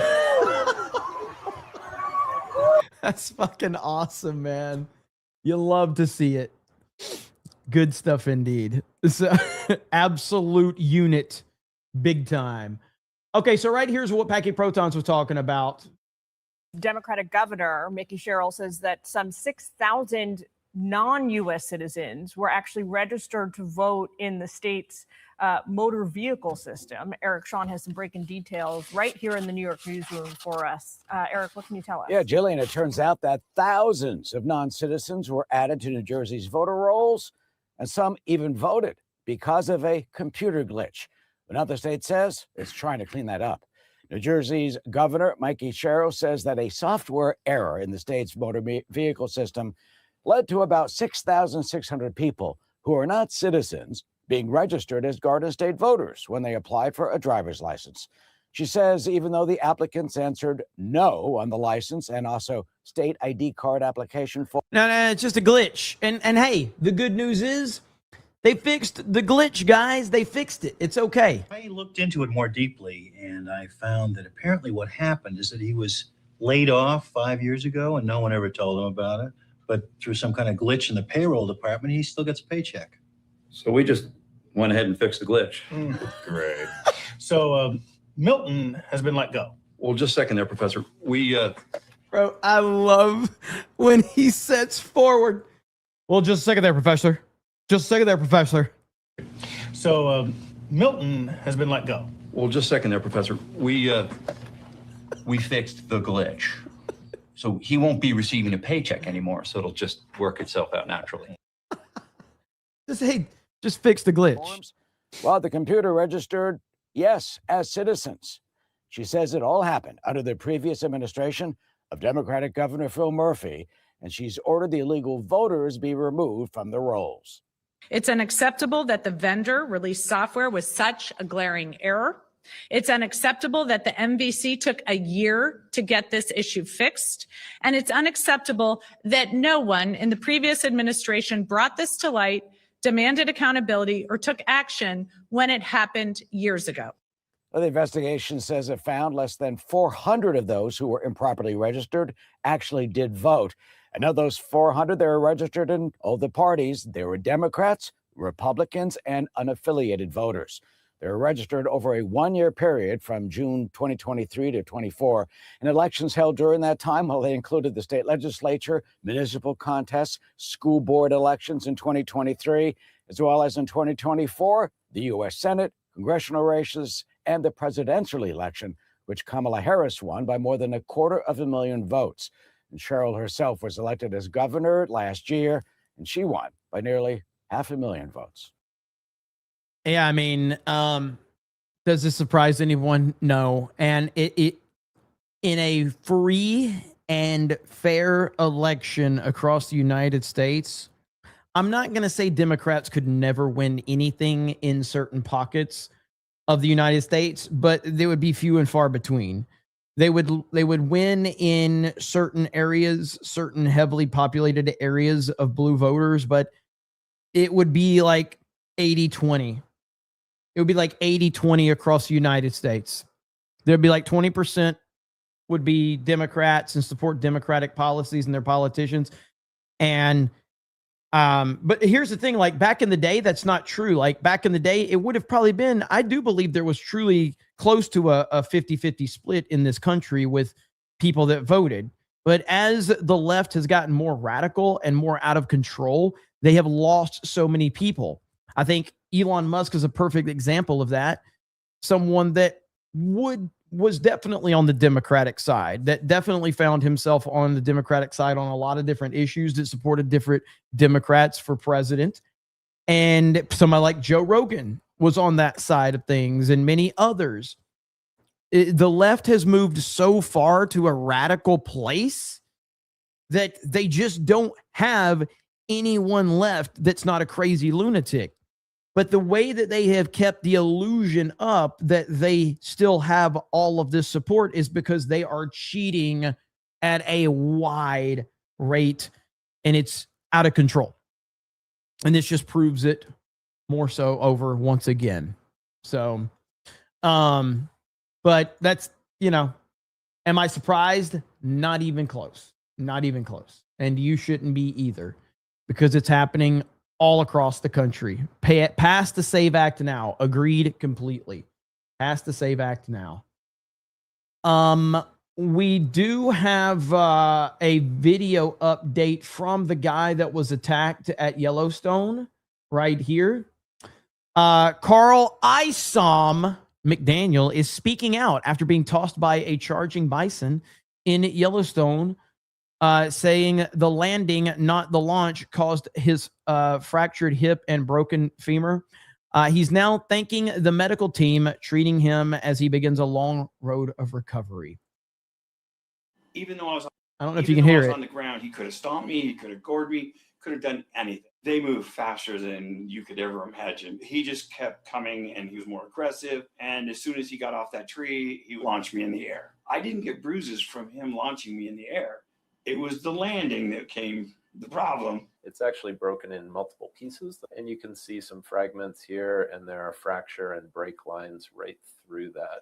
I always felt safe and secure. I wasn't ever terrified. And you have to remember, I'm 1,500 miles from home in an area where I'm busted up and can't get up and leave. I could not give them more glowing reviews. They were amazing. Even though I was on the ground. So I'm glad he's okay. Seems like a decent dude. Glad he's okay. Crazy scenario, crazy situation. And, luckily the man is okay. And there's appears to be no long-term issues. Something, if I can find it. Why don't I have that pulled up? Oh, here we go. Okay. So I'm sure you all remember this right here. If you don't, we'll go through it. Okay. So, President Trump, of course, people were mad about it. President Trump ended up in Spain's celebration picture because, of course, he did. You had the FIFA president trying to get Trump to move, and Trump being Trump, of course, he's not going to move. In 2026. So here they are with their picture. Trump standing there. All right. Now, this has obviously went crazy on the internet. So the internet has responded, and we just got a thread that we're going to go through. But people are just putting Trump in pictures now, and it works because when you are the man, there it is. So here's a picture of Trump right here with the cast of Friends. You just go down. There's Trump. Titanic. Trump, Lord of the Rings.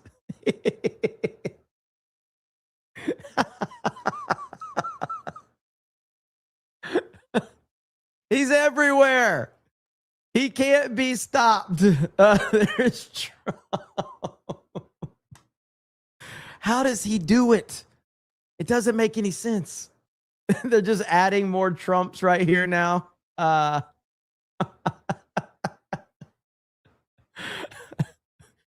I Met Your Mother. It just works. You know, he deserves to be in every picture.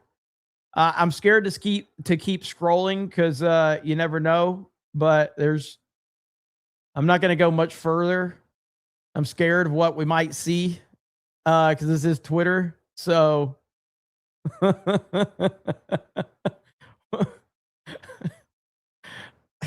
dang it, man. Only Trump. So there you have it. Pro thinks he's on the team. Trump will be on the Tuesday night's main event thumbnail. You know, that's not a bad one right there. That's not a bad one. That's good stuff. So Trump being Trump and the internet doing what the internet always does as well. So he's the fifth Ninja Turtle. That would be pretty good. That would be pretty good. I didn't, this just dropped. So earlier in the stream, I covered Ryan Clark being fired from ESPN. Apparently, Stephen A. Smith is not happy about this. Stephen A. is very upset that Ryan Clark has been fired. Let's hear the victim identity politics narrative from Stephen A. Smith. It's a rough day. Rough day to say the least. Working at ESPN, we all know the news right now. No need to delay the obvious. My man Ryan Clark for ESPN is gone. He was let go. He's not dead, bro. Like, you're acting like he's dead. He was a racist that got fired for being a racist. My man Ryan Clark for ESPN is gone. If you heard that, you think he's dead. This is, what are we doing? He's gone. It's over. For ESPN is gone. He was let go by ESPN yesterday. My brother. Ryan Clark. My brother. A person that I consider to be arguably the best NFL analyst in America. The fuck out of here. Dude, you're saying this because he's black. That is 100% why you're saying this shit. Is no longer a member of ESPN. And I can't even tell y'all how much that hurts. He's a man, and so he's going to handle it the way men do. And we understand that. Yeah, so you mean he's going to claim that he was fired for being black? Because that's what he's going to do. I'm going to miss him. I am not happy about this decision one bit. The bosses know I'm not happy about this decision. The bosses know that he's not happy, guys. Ooh. Happy about this decision. I've made that very, very clear. But it's also important that myself and anybody else in the world of business be grown-ups and understand that these are the kind of things that happen when layoffs happen. The only thing that I can definitively say to you is that there's nobody that's going to be let go that was more of a friend and a brother to me than Ryan Clark. Oh my God. Over the last few hours, I had to really, really refrain. Damn near got blisters on my tongue and my fingers from biting my tongue and biting my fingers, from refraining from going after folks when I saw how people were talking about him. I was like, they don't know him at all. They don't know him at all. You mean how he talked about Charlie Kirk? Was that what you mean, Stephen A. Smith? The same way Ryan Clark talked about Charlie Kirk, right? Interesting. And it's a real shame. Some of the things that people will try to say, some of the narratives they'll try to create. And as I was alluding to just a second ago, like I said, when I don't care, it doesn't bother me when people disagree with me. Because that's what stirs the cup and that's what makes all of us better. It only bothers me when they get personal.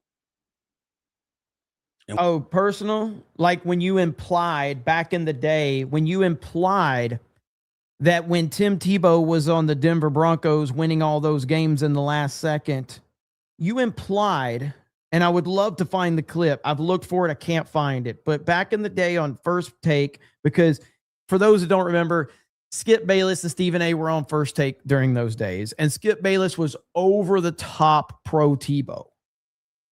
So Stephen A. because it's all a game, was anti-Tebow. It's all a game, okay? But Stephen A. had implied that Tebow might play better if he would actually get laid. Because Tim Tebow was, a virgin and he was waiting for marriage and all of that. So Stephen A. implied that Tebow would need to get laid and he could play better. But he doesn't like when people get personal. And when they're ill-informed and they get personal, there's nothing worse than that. And Ryan Clark is somebody that was a man amongst boys when it came to stuff like that. Because contrary to popular belief, there's nothing that he'd say on social media or on television that he wouldn't tell you to your face if that's how he felt. And he would never hesitate to let you know where he stood. Does that mean he was perfect? No. Does that mean he was right all the time? No. But he was conscientious and he was thoughtful. And he's not somebody that I just loved working with. He's somebody that I love, period. That I will always be here for in every way, shape, form imaginable that I can. I just wish that I could have been in enough of an influential or powerful position to prevent his exit from happening. Yeah, thanks there, Stephen A. We really, really appreciate your insight. We all know straight up that if it would have been a white person, you wouldn't be talking about any of that. You wouldn't be mentioning any of it. It's just so ridiculous how he approaches that. But not surprised at all. Not surprised. Bro acting like he died. Yeah, seriously, man. It's insane. Not surprising though. Anyway, that's that. Tay says no controversial opinion here, just hail to the mods. Well, thank you, Tay. Stream Hero says you unlocked a new level of trolling from me, and I greatly appreciate it. I didn't know you could just set a tweet to be paid partnership. Yeah, you can. It's glorious, and you get people's heads twisted up. I should probably make like a pro Israel tweet and then put paid partnership just to watch people just go like, wait. I knew he was getting paid the whole time. I knew it. Donovan199 says, did you see the deaf actress Kaylee, is it Hoddle from Godzilla vs. Kong movies passed away today? Yes, 18 years old, car accident. Awful. Let me see if I can pull that up.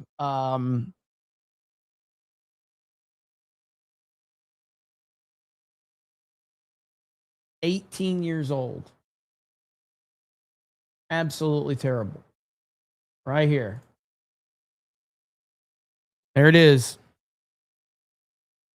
That is just awful.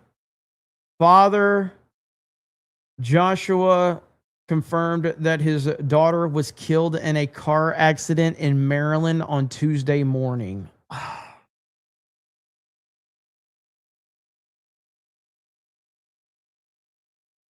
This is one of those like times like it's so hard to make sense of something like that.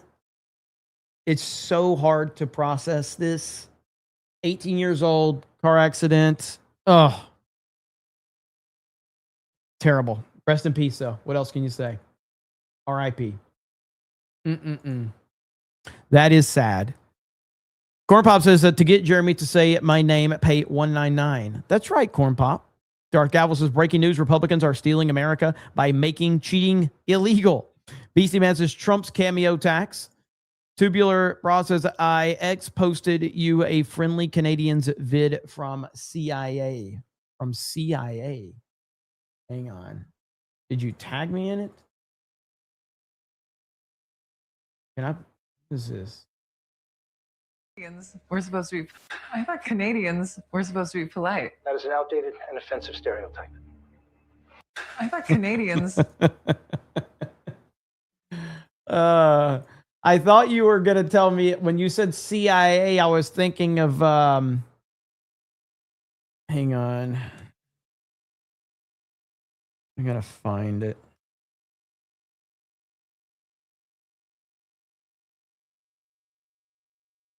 I don't know if I'll be able to find this one, but somebody took CIA from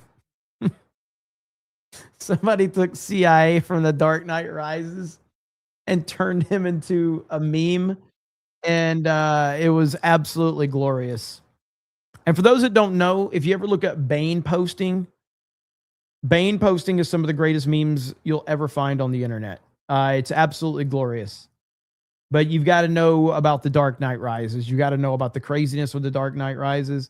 But yeah, man, some of that stuff is just absolutely nuts. Dr. Pavel, I'm CIA. Like, what? Nobody actually, like, no one that's with the CIA would introduce themselves like that. What are you talking about? It's so weird.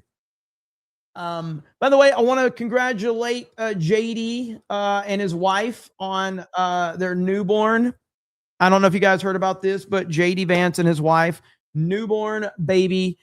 And it looks just like JD. I got to say, man. Congratulations. It's a healthy baby boy.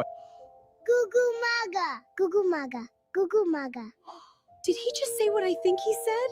He did. A little political prodigy. He's a very opinionated newborn. Our little Maga baby. Gugu Maga. Trump good.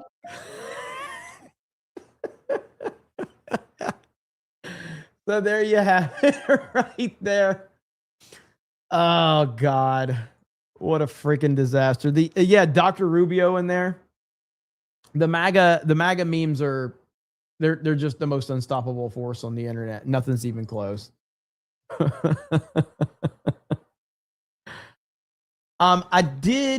no, I don't want that one.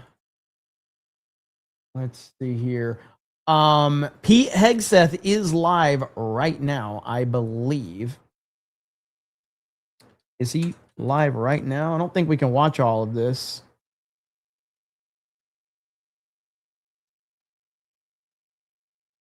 I guess not yet.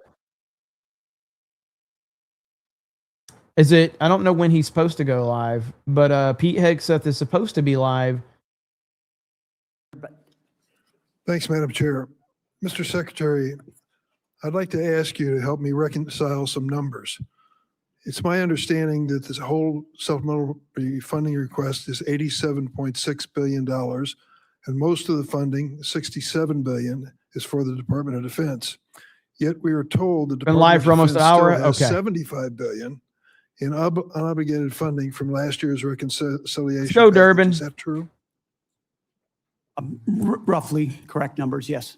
So you left some change on the dresser before you prepared to come for this hearing. What's going to happen to that $75 billion?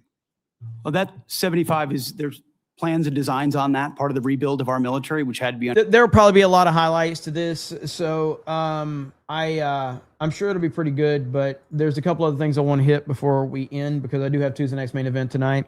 So if I do go live again tonight, we can cover the highlights to that. But one thing I wanted to talk about was something that happened a few days ago, and it's somebody that I have not talked about in a long time. But I think it's interesting to talk about the fact that the Tate brothers were arrested. Andrew and Tristan Tate were arrested in Southern Florida, I believe.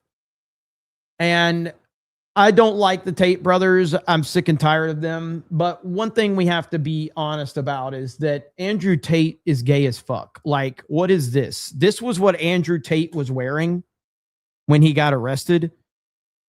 Like, no straight man is going to be out and about wearing something like that. Like, that is mega gay.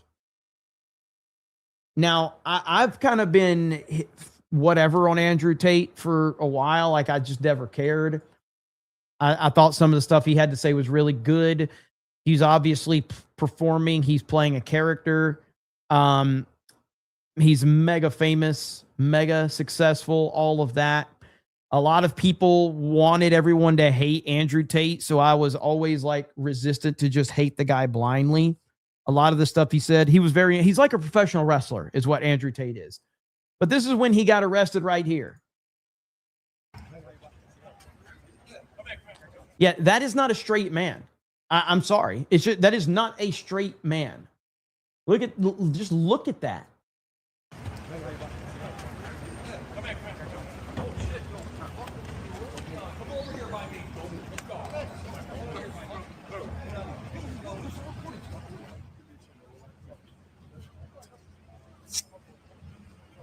He's bi-curious.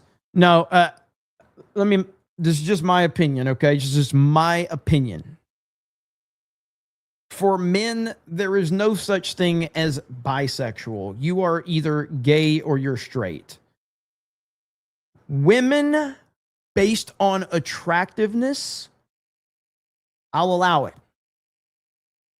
But men don't, under no circumstances, you're either gay or you're straight. There's no like in between all that. Now, with women though,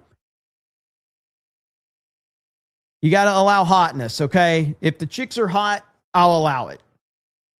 And I'll be like, you know what? No, you're bisexual. That's okay. I'll allow it. Now, I did see Glenn Beck talked about this. Let me tell you what's happening with the Tate brothers. Tate brothers, social media influencers, were handcuffed and shackled in federal court yesterday as their attorneys vowed to fight an extradition request from the United Kingdom on sex crime charges.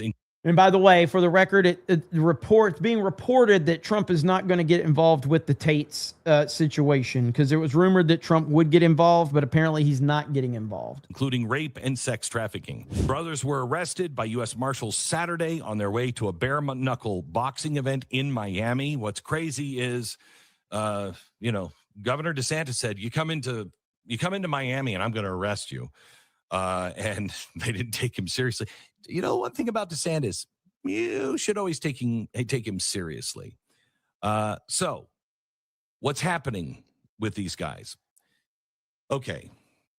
Between 2010 and 2017, Andrew Tate, 39, charged with 42 offenses, including 7 further counts of rape, 3 counts of arranging or facilitating trafficking for sexual exploitation, 3 counts of assault occasioning actual bodily harm, and 19 charges related to indecent images of a child and extreme pornography. Tristan, his brother, 38, faces 17 charges, including 2 counts of rape, 1 count of sexual assault, 3 counts of arranging or facilitating trafficking for sexual exploitation. These are all building on earlier UK charges of rape, bodily harm, and trafficking. Now, I don't know I don't know if they're guilty or not. The way that the internet has spurred out over these guys for the past 5 years, I have been reluctant to believe a lot of it because some people have taken, because they hate the Tates so much, they have taken things completely out of context and tried to build narratives about it. That's happened a lot surrounding the Tates. And so when I do see people using things out of context to build a narrative, I immediately just go, I don't trust anything you're saying right now. And it doesn't mean that I like the Tates. It means that I'm not going to just throw them under the bus because someone's taking a bunch of stuff out of context and accusing them of X, Y, or Z. Now, so the brothers deny all of these allegations. Honestly, I've never had a problem. Like, I've muted Andrew Tate. I've muted the name. I've muted Tristan Tate. I don't want to see any of their stuff because I just find it to be annoying to hear the nonsense. But I've never really cared. Like, I've heard some of Andrew Tate's stuff. He's had a lot of interesting things to say. He's very good. He's very articulate. He's a good communicator. My issue really wasn't until I saw that picture there. And I was like, this man is gay as fuck. And he's got to go. This, to me, is where I can't defend that. And I don't know how anybody can. You can't defend that. UK prosecutors are seeking their extradition from the United States because they were arrested in Miami. Now, Andrew Tate is on video talking about branding, beating, and grooming women. And somehow he took that worldview and twisted it into a right-wing grift, okay? Sounds like similar, not completely, but similar to how Hassan Piker flipped from the professional to left-wing Hassan. And he became highly influential, especially to our sons. He filled the internet with videos teaching young men how to pimp and violently rape women and post about how women are born to be sex workers by nature. Now, I don't know about your understanding of the right wing, but that doesn't sound like the voice of any movement I understand.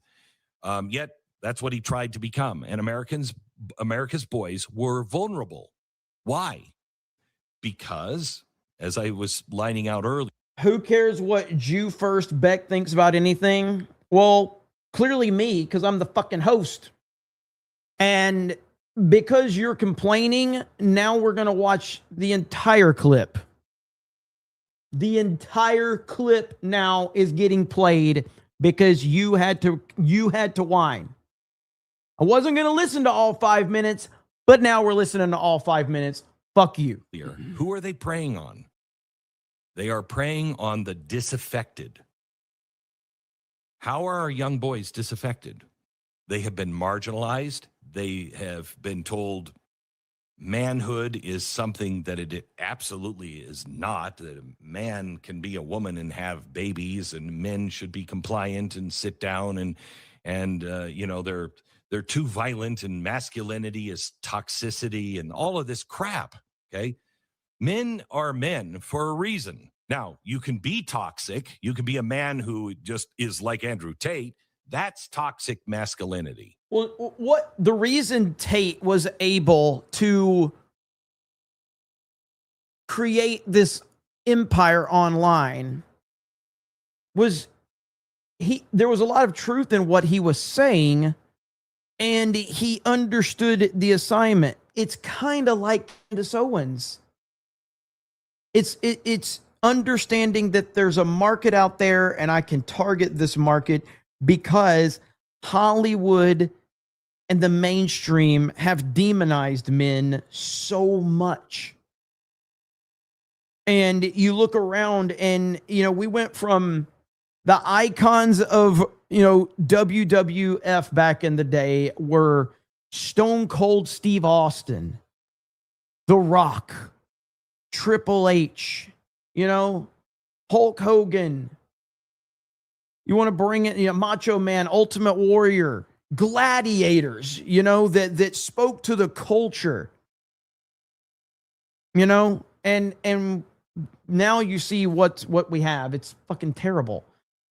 And we just don't have very many, like, and if you want to look at movies, Arnold and Sly and Van Damme, to where we are now.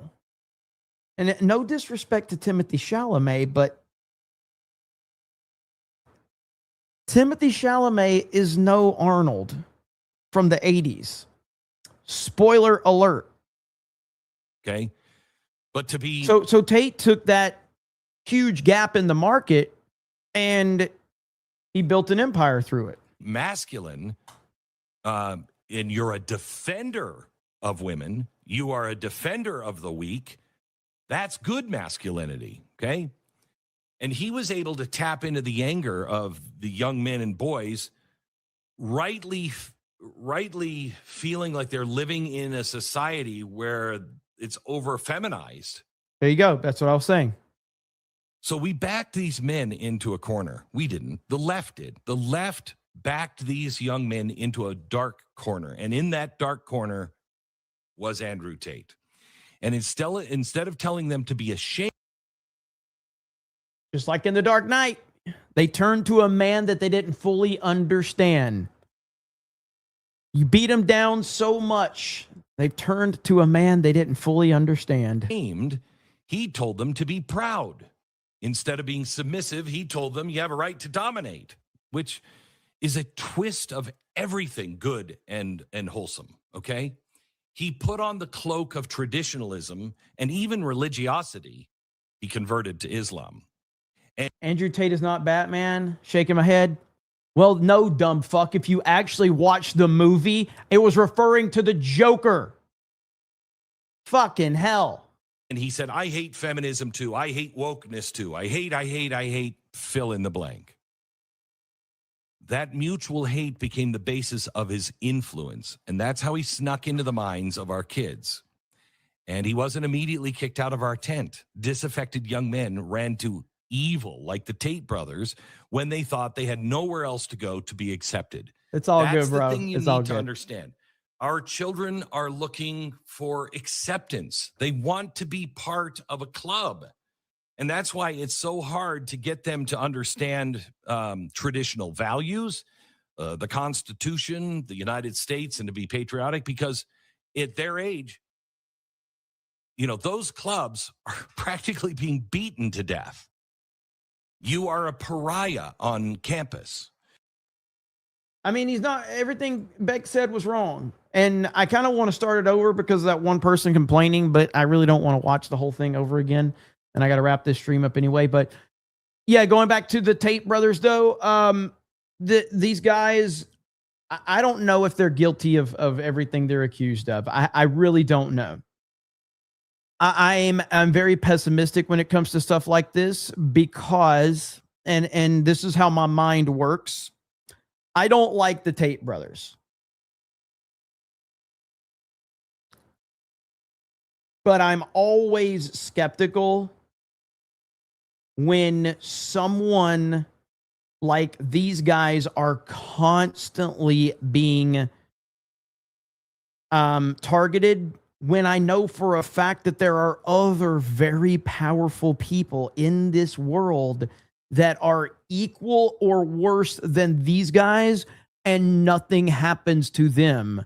So that why is it that these guys get targeted over and over and over again, yet they haven't been locked up, they haven't been found guilty, but they keep getting targeted, and it kind of puts, it's the classic, like, look here because we don't want you to look there. It's the same thing where I talk about where all of this energy, this negative energy, goes towards Israel. Everybody wants you to look at Israel. I'm like, what don't you want me to look at? Because you really seem focused on wanting me to look here. So that means there's somewhere else you don't want me to look. So, you know, this is a very complicated thing. And you can't take anything at the surface. You have to think about it. You have to understand it. But with all of that said, yeah, him wearing that outfit, though, that to me that's enough for him to be arrested for the rest of his life. Personally, this is embarrassing. But when you get more in depth with it, I'm not sure what to think. But everybody has already decided what they think on it. Draken199 says, breaking news, chicken butt, that is all, for $20. Thank you. I appreciate it, brother. Let me see. Got that one. Pack Proton says, New Jersey tornado outbreak of 2026. We don't deal with that here. Beardo versus Word says, still waiting for Caroline Leavitt truth bomb. Beastie Man says, goo goo MAGA Trump good tax. Stormbreaker says, Jeremy, off topic. I truly hate the new Doomsday trailer when Thor jumps with Stormbreaker and Doomsday stops it like nothing. What do you think about it? And then he says, correction, I meant Dr. Doom, Jeremy. So I have not seen the Doomsday trailer. I'm very interested in the movie, but I don't want to watch the trailer if I can avoid it. And I've kind of gotten that way about all of these trailers. I talked about this a little bit earlier in the show, but trailers are becoming very boring to me because they do not represent what the movie is actually about. And they don't do a good job of, like, I'm going to go see Doomsday. I'm going to go see Spider-Man. I'm going to go see Dune. I don't need to watch these trailers to be sold on the movie. I guess if you want to get content out of it, that's fine. But for me, the actual theater experience of actually going and seeing these movies, if you just watch every trailer and break it down and go over it, you create all these scenarios that half of them aren't even, like, it's half the shit is cut out of context anyway to make you think one thing's happening or another. And they are just showing so much in these trailers these days that I just don't think it's beneficial at all. So I'll probably, I'm going to end up seeing it at some point, but I haven't watched it yet, even though it's shattering all these records. Brandon's Potato says, did you see the story about the 18-year-old girl who was found unalived in the house owned by one of the squad? I don't think I've seen anything about that one. Somebody will send it to me on Twitter. I'll look it up. Narco says, so the UK will go after American citizens while turning a blind eye to Muslims grape gangs that have raped 250,000 girls over the last 10 years while ignoring victims of that. Good job, UK. That is a great point. That is a fantastic point right here. So you have American citizens, dual citizens in the Tate brothers that are on American soil, and the UK, wanted to extradite them. But meanwhile, you've got this 250,000 girls in the last 10 years by, primarily Muslim men, and there's nothing about it. But we're supposed to be worried about the Tate brothers. Again, don't like the Tates. Not a fan. But I'm just not going to blindly just go, ooh, they're bad. They're bad. Let's get them. And it's like, what about this? Why aren't you doing something about this? So, Shreemer says, I bet you, I beat you to the pro-Israel. Dude, I get 7,000 now. Right now, I've got Universal and Mossad and a couple other companies. I've got them negotiating for my next tweet. So we'll see who's going to pay me the most. Right now, I'm leaning towards Mossad because I have a good working relationship with Mossad over the years with them paying me all this money. But Universal's like, hey, we need you to shill for Nolan. I'm like, that's no problem. Then you got Nintendo over there. I'm trying to get Culver's involved. So I'm working all my angles to get my payments. So we'll see what happens. I'm not your buddy guy. Says, I don't trust the UK government. They're anti-West. Taker says, did they arrest Andrew Tate or Batista? Trabuco says, Glenn misrepresents the Tate bros. That's not the core of their message. Obviously, they are not for everyone, but still fair is fair. Emin Star says, Nux covered the Tate stuff a year ago, but there is a video of Tate admitting he did stuff. Long vid, but worth the watch later. I've seen some of the videos where Tate has admitted stuff, and a lot of it was debunked as him working a gimmick. Maybe it's maybe a different thing that you're talking about, but I'm just going on some of the stuff I've seen back in the day. Lapco says the best part of robo-taxis will be random dead boomers arriving at their destinations. Mommy, grandma's not getting out of her taxi. She'll miss her birthday party. Damn. Let's see here. Just some pleb also dropped 5 gifted memberships. I didn't see that earlier, man. Thank you for that. I appreciate it. You dropped that 20. I did get that. Waffle Master says, quote, I went on a car ride and the driver played Creed, Nickelback, and Weezer.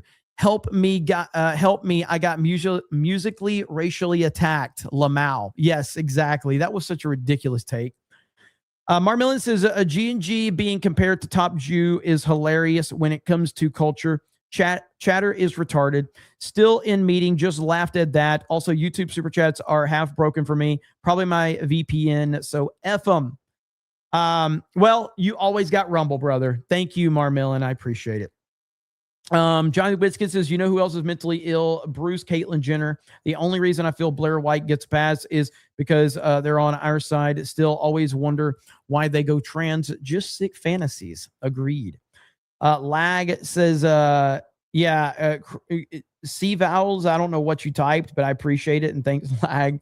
Mod Eric says, UK gives years in prison for people that post someone raped them. I have no idea, but they claim the UK gave no time nor people.